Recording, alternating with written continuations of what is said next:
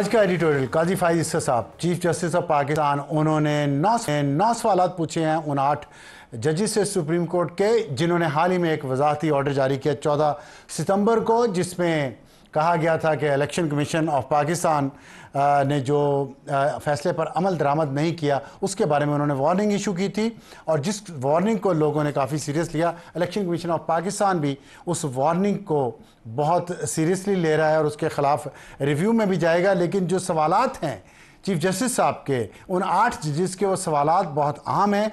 आप स्क्रीन के नीचे वो सवालात देख रहे होंगे, और उन सवालात ने कुछ लोगों के ख्याल में जिनका जुडिशल मामलात पे बहुत गहरी नज़र है, उनके ख्याल में इन सवालात से वो तमाम जजेस ख़तरे में आ गए हैं। बाज़ के ख्याल में इन सवालात में एक चार्ज शीट है उन तमाम जजेस के लिए, क्योंकि बहुत सारे कवानीन की खिलाफ वर्जी की गई है ये ऑर्डर या वजाहत जारी करते हुए जो उन्होंने 14 सितंबर को की। और सबसे बड़ा उसमें सवाल यह है कि क्या ये 8 जजेस मिसकंडक्ट के मुर्तकिब हुए हैं या नहीं हुए, और अगर हुए हैं तो क्या इनके खिलाफ रेफरेंस फाइल किया जा सकता है या नहीं किया जा सकता। और फिर एक और बहुत आम सवाल जो है वो ये है कि अगर ये चेंबर में कहा गया था कि आके हमसे वजाहत तलब करें, हमसे वजाहत ली जा सकती है, तो वो जो मीटिंग है 8 जजेस की, वो किस चेंबर में हुई, उसको किस तरीक़ाकार के तहत बुलाया गया, वही तरीक़ाकार जो सुप्रीम कोर्ट के लिए act of parliament, practice and procedure act of parliament के तहत नाफिज हुआ है, उसकी खिलाफ वर्जी की गई है या नहीं की गई। क्योंकि इन सवालात से ये लगता है कि उसकी खिलाफ वर्जी की गई है, और उसमें बहुत अहम सवालात हैं। इन सवालात का जवाब आने वाले कुछ दिनों में, लेकिन एक बात तय है कि इख्तलाफात बहुत हैं, इख्तलाफ राय बहुत है कानूनी और आइनी मामलात पर, और उम्मीद है कि इस दफ़ा ये जो स्ट्रगल शुरू हुई है ये किसी न किसी नतीजे पर पहुंचेगी, और हम भी दूसरी मैच्योर कौमों की तरह हमारे जो बुनियादी आइनी और कानूनी मसाइल हैं उनको एक दफ़ा हल कर लेंगे, उम्मीद रखते हैं। हॉट इशू आज का, और हमारा आज का हॉट इशू है मुनसिफ खुद कटहरे में, और इसकी ज़रूरत क्यों पड़ी, इसलिए कि 21 सितंबर को मखसूस रिश्तों का केस, और चीफ जस्टिस काजी फाइज इस्सा साहब ने अक्सरियती जजेस की वजाहत पर रजिस्ट्रार सुप्रीम कोर्ट को उनसे जवाब तलब कर लिया है। लेकिन ये वजाहत थी या ऑर्डर था, ये सवालात जो पेश किए गए हैं चीफ जस्टिस साहब की तरफ से, उससे लगता है कि ये उन 8 जजेस का ऑर्डर था जिसको मीडिया ने और सब ने यही समझा कि वजाहत आई है सुप्रीम कोर्ट की तरफ से, और बड़े अहम उस पर सवालात उठाए गए हैं। हमें ज्वाइन किया हाफिज़ एहसान खोखर साहब ने, माहिर कानून हैं, और हसनात मलिक साहब सीनियर सहाफ़ी हैं, सुप्रीम कोर्ट को कवर करते हैं बहुत सालों से। हाफिज़ साहब, आपसे शुरू कर लूँ, आप बताइएगा ये जो सवालात आए हैं, आपको पता है क्या सवालात है, और इसकी वजह वो है 14 सितंबर को जो वजाहत जारी हुई, और जिसके बारे में फिर डिप्टी रजिस्ट्रार ने कहा कि जो इलेक्शन कमीशन ने एक दरख्वास्त थी कि ये कैसे बगैर नोटिस के हो गए। तो एक कंट्रोवर्सी चल रही है, जिसका अब हम ये एक अगला स्टेप देख रहे हैं कि अब 9 सवालात पूछे गए हैं। इन सवालात की अहमियत क्या है? बिस्मिल्लाहिर्रहमानिर्रहीम भाई, बहुत आपको शुक्रिया। अगर आप ये देखें तो ये कंट्रोवर्सी बुनियादी तौर पे स्टार्ट हुई है 21 फरवरी 2024 को, जब SIC ने इलेक्शन कमीशन ऑफ पाकिस्तान के पास एक एप्लीकेशन मूव की। उसके बाद ये है कि 28 फरवरी को इलेक्शन कमीशन का एक फ़ैसला आया। उसके बाद मामला जो है पेशावर हाई कोर्ट के अंदर गया। पेशावर हाई कोर्ट ने पहले उस ऑर्डर को सस्पेंड किया, और उसके बाद उन्होंने एक फ़ैसला कर दिया जो 28 मार्च को है।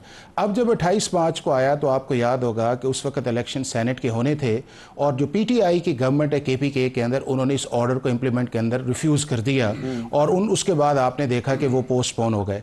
उसके बाद मामला आया सुप्रीम कोर्ट के अंदर। सुप्रीम कोर्ट के अंदर जब इस केस की फ़िक्स हेयरिंग थी वो 28 या 29 मई थी, लेकिन इस डेट को पीछे करके लेके आया गया, और 6 मई को इसके ऊपर हेयरिंग की गई 3 मेंबर्स बेंच ने। और 3 मेंबर्स बेंच ने सेम डे जो है वो इलेक्शन कमीशन को नोटिस किया, सेम डे अटॉर्नी जनरल को बुलाया, और सेम डे ही इस जो पेशावर हाई कोर्ट की 5-0 एलोकेशन ऑफ रिजर्व सीट थी उस जजमेंट को सस्पेंड कर दिया। और एक ही पॉइंट था, कौन थे चीफ जस्टिस? वो उस वक्त चीफ जस्टिस काजी फाइज इस्सा थे। इस बेंच को जो हेड कर रहे थे वो जस्टिस मंसूर कर रहे थे, और उनके साथ जो थे जस्टिस अतर मिनल्ला थे। अब ये उस वक्त तक प्रैक्टिस एंड प्रोसीजर एक्ट था, मौजूद था।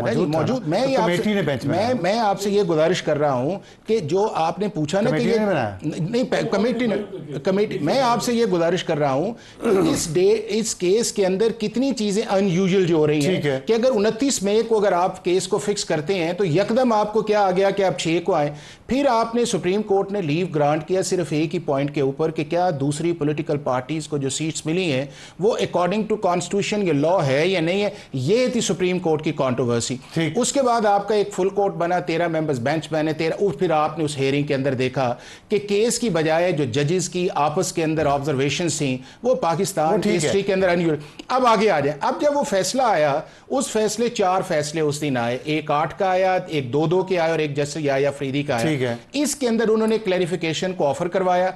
इलेक्शन कमीशन ने उस क्लैरिफिकेशन के लिए एक एप्लीकेशन दी। अब यहां पे अब्सार भाई आपका सवाल यह है कि क्या पाकिस्तान की सुप्रीम कोर्ट के अंदर अगर कोई दरखास्त आप देते हैं तो क्या सुप्रीम कोर्ट काम नहीं करती कि उसके ऊपर नोटिस करती है, हेयरिंग करती है, उसको चाहे चेंबर के अंदर करे या ओपन कोर्ट के अंदर करे? गर्मियों की नहीं, लेकिन वो 8 मेंबर्स बेंच तो अवेलेबल था ना जी। 8 मेंबर्स बेंच को गर्मियों की छुट्टियों के बाद आके कर नहीं, एक आया रिव्यू आया जो आर्टिकल 188 के नीचे आया, और दूसरा वो था जो इलेक्शन कमीशन ने क्लैरिफिकेशन मांगी, डबल डिक्लेरेशन के ऊपर मांगी, इलेक्शन शेड्यूल के ऊपर मांगी। ये सारी उसके ना देने की वजह छुट्टियां नहीं थी। उसके ना देने की छुट्टियां अगर हैं या नहीं थी, लेकिन जब आपने 14 सितंबर को एक ऑर्डर किया तो उस वक्त मुनासिब यह था कि आप इलेक्शन कमीशन ऑफ पाकिस्तान को नोटिस कर दे। अगर मौजूद तो थे ना, अगर 14 सितंबर को आए नहीं हुआ। अच्छा, अब ये सितंबर को कर दी ना, उन्होंने 14 को ही किया। अब 14 को डिप्टी रजिस्ट्रार ने एक नोट पुटअप किया चीफ जस्टिस के लिए जी कि आज ये है, चूंकि अपलोड हो गया, उधर आपकी चल रही थी सेशन चल रहा था असेंबली का अमेंडमेंट का, उधर से ये आ गया। अब मैं समझता हूं कि यहाँ के ऊपर जो है एक प्रीएम्पशन जो है वो चाहे सुप्रीम कोर्ट की तरफ से बना हुआ है कि जी शायद अगले दिन ही उस दिन एक सेशन होना था, हमें 8 को देना चाहिए। ये जो assumption है ना कि वो नहीं, देखे ना, आप कुछ चीजों को सीरियस फैक्ट से भी तो लेके चलते हैं, उसका कॉन्सिक्वेंस भी लेके चलते हैं।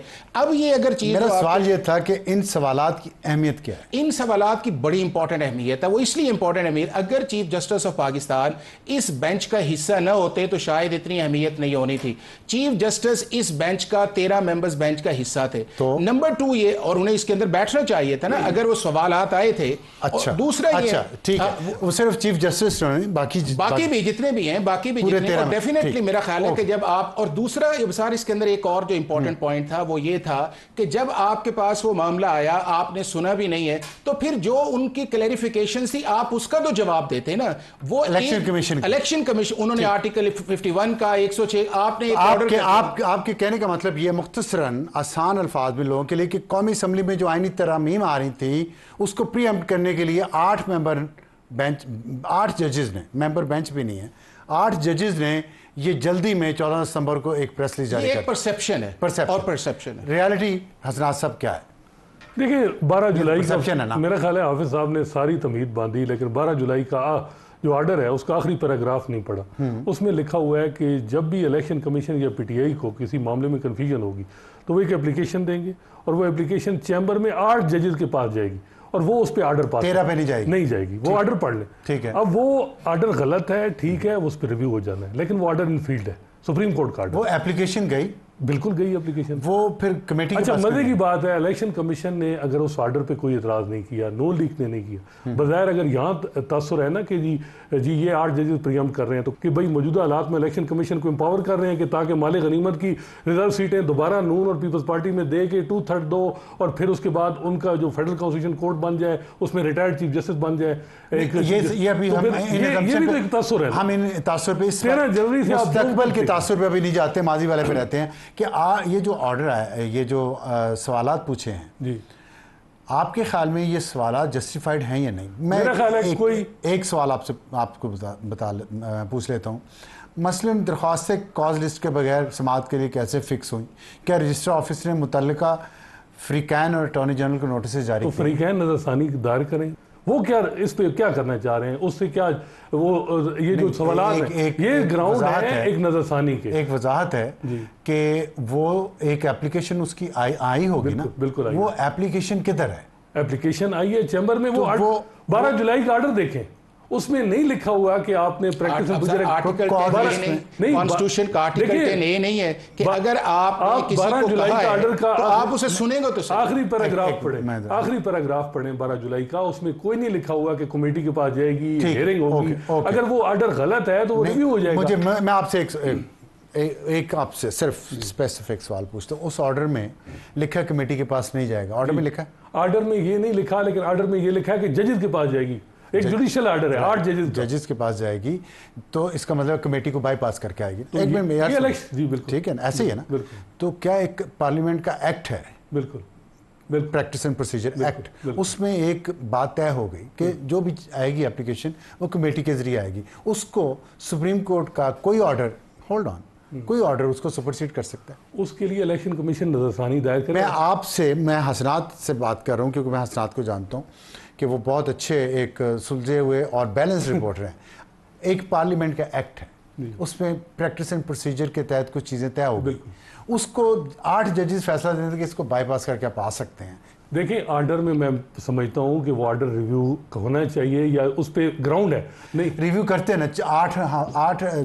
10 हफ्ते हो गए, 11 हफ्ते बल्कि। जस्टिस काजी फैसल के जो अपने उनके रिव्यू था ना, वो डिसाइड हुआ, उसके बाद डिटेल जजमेंट कितने 5 महीने बाद आई, और कुरेटिव रिव्यू भी आ गया था। पूरी अटेम्प्ट थी उस वक्त की हुकूमत की कि जी किसी तरह कुरेटिव चले 8 क्यों रोकी गई। मैं आपसे एक सवाल, मैं हाफिज साहब आप जवाब दे दीजिए कि मैं एक सवाल सिर्फ पूछना चाहता हूँ अपनी क्लैरिटी के लिए। अच्छा, 8 जजेस ने ये वजाहत या ऑर्डर जो भी दिया, ये कहाँ हुई? मीटिंग हुई है या खुली अदालत में कोई फैसला हुआ, कहाँ हुआ? वो 12 जुलाई में लिखा हुआ है उस ऑर्डर में कि चैम्बर में 8 जजेस के पास। चैम्बर किसके चैम्बर? क्लेरिफिकेशन किसके चैम्बर में मीटिंग हुई? देखिए, इस तरह आप मॉनिटरिंग पूरी हुई, कई दफा माजी में जजेस ने, सुप्रीम कोर्ट के जजेस ने मॉनिटरिंग की, कई केसेस की मॉनिटरिंग की है, गलत किया है, लेकिन जुडिशियल ऑर्डर है। जुडिशियल ऑर्डर आपको बाइंडिंग है, मॉनिटरिंग की बात नहीं कर रहा। मॉनिटरिंग तो गलत है ना, इसकी मैं बात नहीं। मेरा simple question, judicial order in field है या नहीं, मुझे है इन फील्ड, तो उसको अमल दरामद करना चाहिए, बिल्कुल होना चाहिए। और अगर इतराज है तो इलेक्शन कमीशन दरखास्त करे। काजी साहब क्यों इस पे रिएक्ट कर? सवाल सादा है, आप काजी साहब भी उस काजी साहब को छोड़ दें, मेरी मजबूरी है। हाफिज साहब, मैं एक पहले उनसे एक सवाल कर लूं, फिर आपके पास आता हूं। मेरी एक मजबूरी है, मैंने प्रोग्राम करना है ना। काजी साहब को मैं सिर्फ, मेरा एक सिंपल क्वेश्चन है, किस मौजूद जज के चैम्बर में मीटिंग हुई?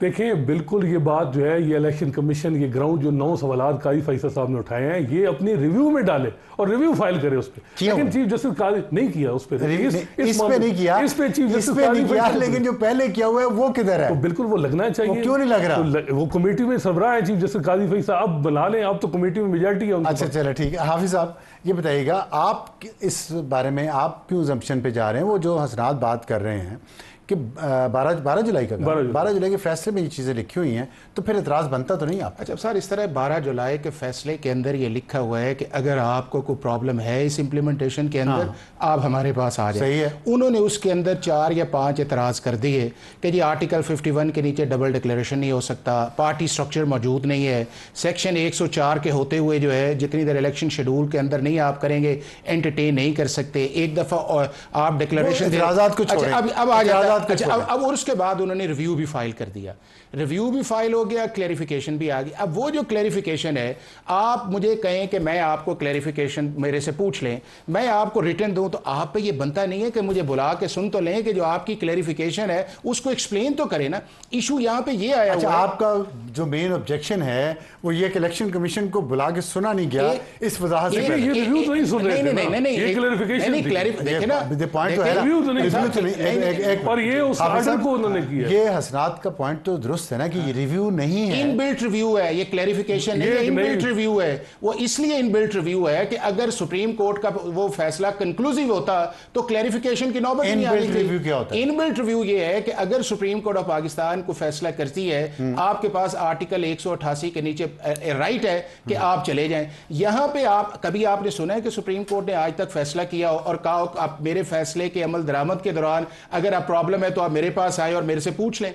और पूछा तो अच्छा हसन, और एक आगे चीज पाकिस्तान का जब से प्रैक्टिस एंड प्रोसीजर 10-12 से आया है, कोई भी कॉज लिस्ट जो जारी होती है बंडे से ऑनवर्ड्स जो है, चाहे छोटा मामला है या बड़ा मामला है, वो कमेटी में ही जाता है, कमेटी ही फैसला करती है और कमेटी के बगैर कोई केस फिक्स नहीं होता। ठीक हजरात, ये वजाहत थी ना, बिल्कुल वजाहत की जरूरत पेश आई, बिल्कुल किसी वजह से, बिल्कुल।